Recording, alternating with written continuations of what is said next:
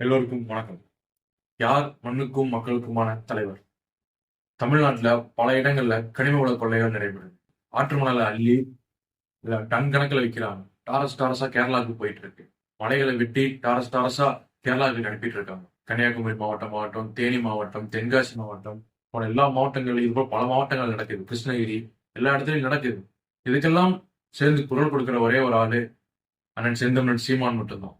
அவரை போல வேற யாரும் குரல் கொடுத்ததே இல்லை. அது மட்டும் இல்லாம ரஷ்யாவுடைய அதிபர் புட்டின் தற்போது இந்தியாவுக்கு வந்துட்டு போனாரு. வரும்போது ஒரு முக்கியமான ஒரு ஒப்பந்தம் கையெழுத்தானது.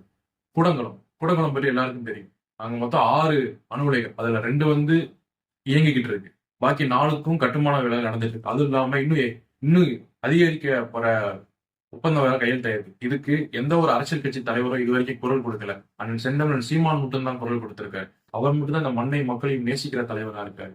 அதனாலதான் சொல்றேன், மண்ணையும் மக்களையும் நேசிக்கிற தலைவர்களுக்கு வாக்களித்து வெற்றி பெற செய்வோம். நன்றி, வணக்கம்.